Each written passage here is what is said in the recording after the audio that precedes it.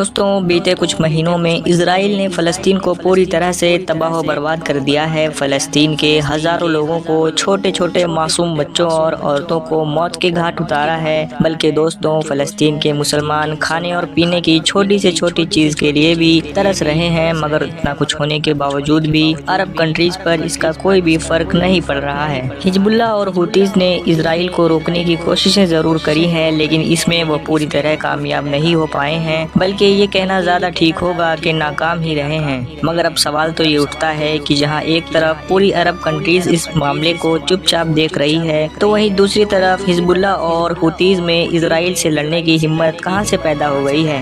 दरअसल दोस्तों, इन दोनों के पीछे किसी और का नहीं बल्कि ईरान का हाथ है, यानी ईरान की ही तरफ से हिजबुल्लाह और हुतीज़ को पूरा सपोर्ट हासिल है। इस बात को इसराइल भी अच्छी तरह से जानता है और यही वजह है कि जिसकी वजह से आगे फ्यूचर में इसराइल और ईरान के बीच में आमने सामने की जंग भी देखने के लिए मिल सकती है। ऐसे में सबसे अहम सवाल ये उठता है कि इन दोनों में से किसकी जीत होगी। हमारे चैनल के मुतजस्सिस दोस्तों, आज की इस वीडियो में हम इस टॉपिक को आपके सामने पेश करेंगे कि अगर इसराइल और ईरान के बीच में आमने सामने की जंग होती है तो ऐसे में कौन किस पर भारी पड़ेगा, यानी कौन सा मुल्क ज्यादा ताकतवर है और इन दोनों में से किसकी जीत होगी। दोस्तों, इस बात में तो कोई भी शक नहीं है कि साइज के मामले में ईरान इसराइल से कई गुना ज्यादा बड़ा है। जहां ईरान की आबादी 9.5 करोड़ से भी ज्यादा है, तो वहीं इसराइल में मौजूद लोगों की तादाद 1 करोड़ से भी कम है। यही वजह है कि ईरान की आर्मी इसराइल की आर्मी से कई गुना ज्यादा बड़ी है, बल्कि वेस्ट एशिया की सबसे बड़ी आर्मी भी है,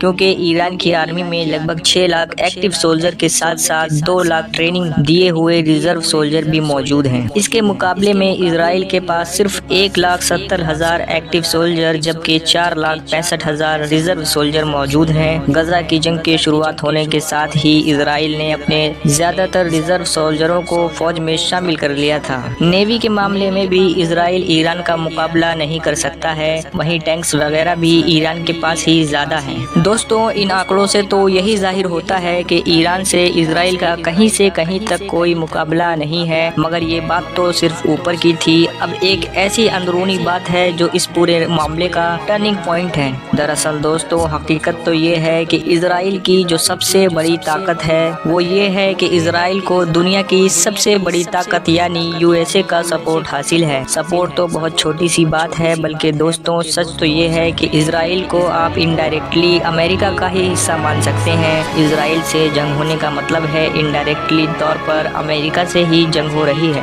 अमेरिका की तरफ से इसराइल को हर साल $3.8 बिलियन दिए जाते हैं ताकि इसराइल अपनी आर्मी को और मजबूत कर सके। यही नहीं बल्कि हद तो तब हो जाती है जब अमेरिका की तरफ से अनऑफिशियल तौर पर यानी पार्लियामेंट में बिना कोई बिल पास किए ही इसराइल को लाखों अरबों की मदद भेजी जाती है। इसराइल और गजा की जंग के दौरान भी जो बाइडेन की तरफ से अनऑफिशियल तौर पर इसराइल को मिलिट्री सपोर्ट भेजी गई थी। दोस्तों, अमेरिका और इसराइल की यही दोस्ती पूरे खेल को बदल कर रख देती है। इसी दोस्ती के चलते अमेरिका के एडवांस्ड हथियार और एडवांस टेक्नोलॉजी जरूरत पड़ने पर इसराइल के हथियार और टेक्नोलॉजी बन जाती है। बल्कि अमेरिका की खुफिया एजेंसी के मेंबर और आर्मी के एक्सपर्ट्स भी जरूरत पड़ने पर इसराइल के लिए भागे चले आते हैं। यही एक सबसे बड़ी वजह है जो इसराइल और ईरान बल्कि इसराइल और दूसरे किसी भी अरब कंट्री के बीच में एक बड़ा फर्क पैदा करता है। दोस्तों, बेशक ईरान के पास मौजूद टैंक्स, मिसाइल और दूसरे मिलिट्री इक्विपमेंट की तादाद इसराइल से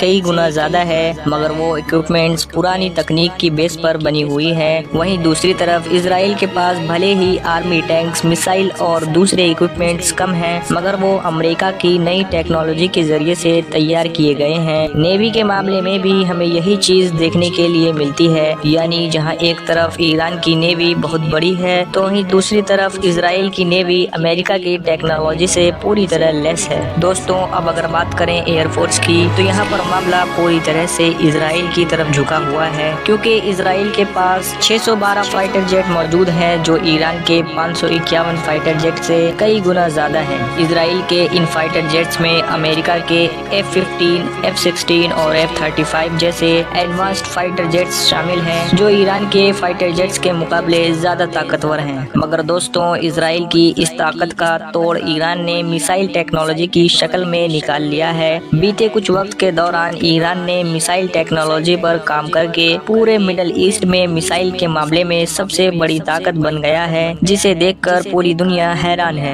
मौजूदा वक्त में ईरान ने ड्रोन टेक्नोलॉजी पर भी फोकस करा है, जिसके चलते ईरान पूरी दुनिया में एक ड्रोन पावर के तौर पर उभरा है। ईरान के जरिए बनाए गए ड्रोन पावरफुल तो होते ही हैं, साथ ही साथ बहुत सस्ते भी होते हैं। यही वजह है जो इनको दूसरों से खास बना देती है। दोस्तों, इन सभी चीजों के अलावा जिस तरह से इजराइल की सबसे बड़ी ताकत उसका साथी अमेरिका है, ठीक उसी तरह ईरान की भी ताकत मिडल ईस्ट में मौजूद कुछ प्रॉक्सी ग्रुप्स हैं जो अलग अलग इलाकों में एक्टिव हैं, जैसे लेबनान में मौजूद हिजबुल्ला, यमन में मौजूद हुतीज और गजा में मौजूद हमास ईरान के कुछ ताकतवर प्रॉक्सी ग्रुप्स हैं। अब मान लीजिए कि इजराइल और ईरान की जंग हो भी जाए और अमेरिका के साथ कुछ यूरोपियन कंट्रीज भी इजराइल को सपोर्ट करने लगे, तो ऐसे में ईरान की तरफ से रूस, चाइना और नॉर्थ कोरिया को भी मजबूरन आना ही पड़ेगा। अगर वो ऐसा नहीं करते हैं तो उनका वजूद खतरे में आ जाएगा।